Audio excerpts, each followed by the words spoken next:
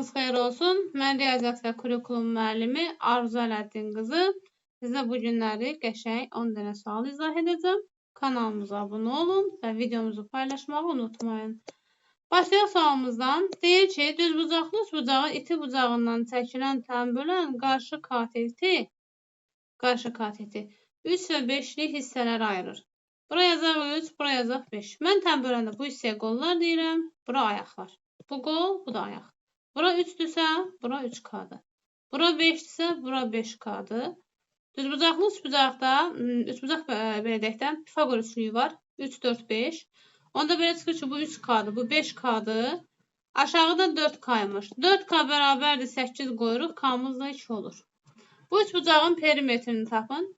Üçbucağın perimetri 8K üstəgəl 8 idi. Və 8 vur 2, K'mız 2-də axı. Üstəgəl 8. 16 üstəgəl 8, o deyir 26. Cavab oldu A variantı. İkinci sualımıza baxaq. Katetlər 3-4 nisbətində olan düzbucaqlı üçbucağın düzbucaq təpəsindən. Baxın, əgər bizim katetlərimiz 3-4 nisbətindədirsə, əslində burada Pifagor üçlüyü var. 3x, 4x, burada olacaq 5x. Deyir ki, düzbucaqlı üçbucağın düzbucaq təpəsindən hipotenuza çəkilən median 2x minus 2 və hipotenuzu 3x minus 2 olarsa. Biz bilirik ki, median hipotenuzun yarısıdır.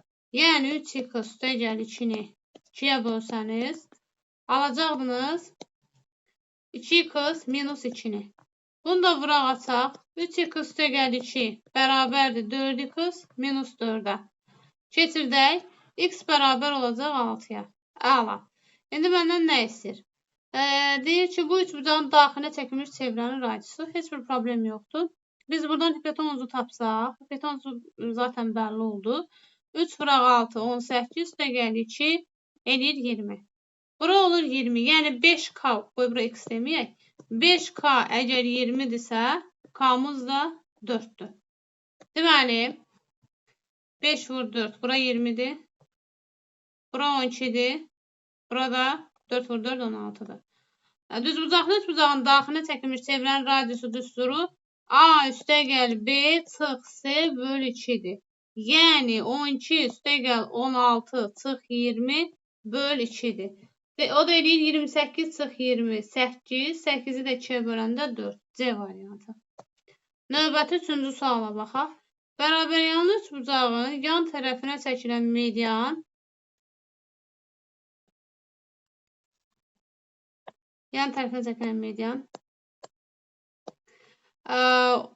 10 olub. Bərabəryanlı üçbucağın, qoy belə yazaq da bunu.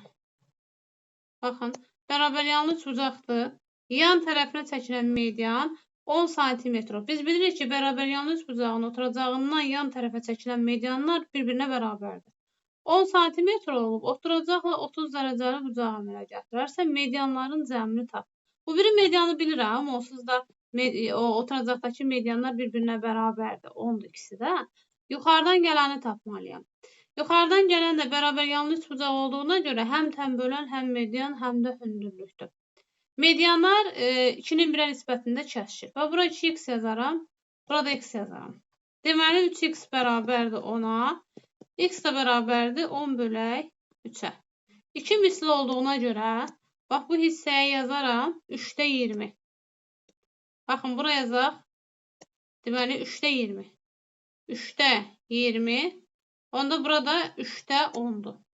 Yəni 2'nin 1'ə nisbətidir axı. Yazıram bura 3'də 10. Əla.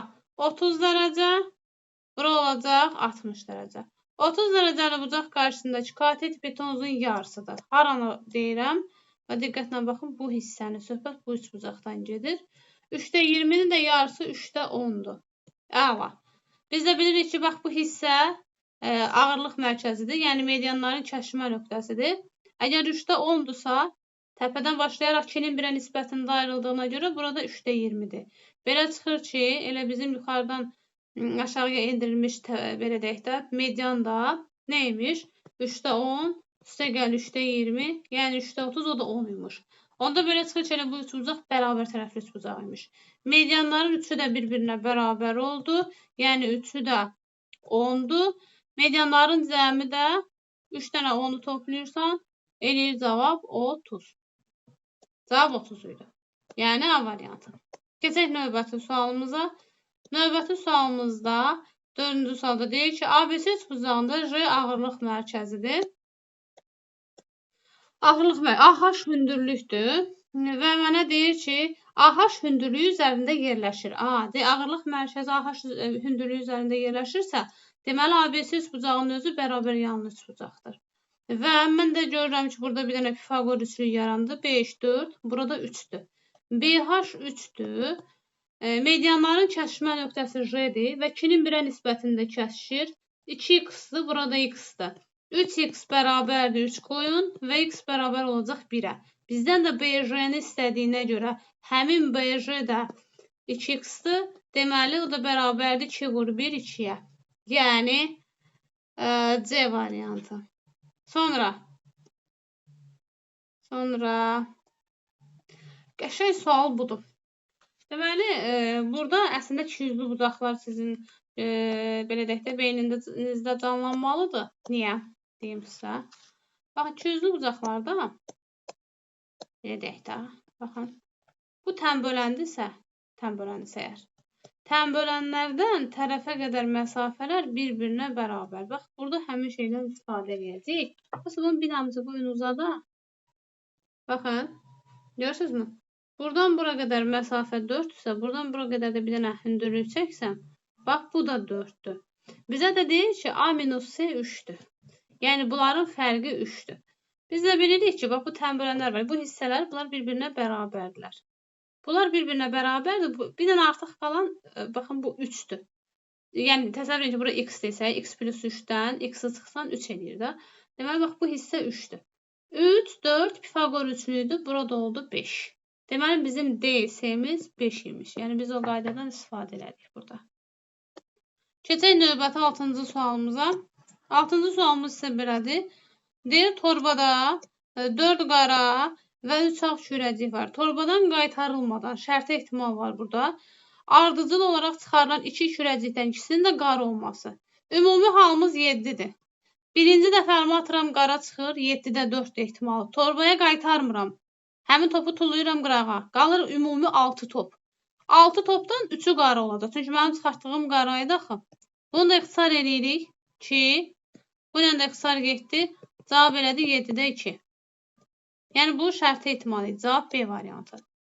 Keçək növbəti sualımıza. Deyir, torbada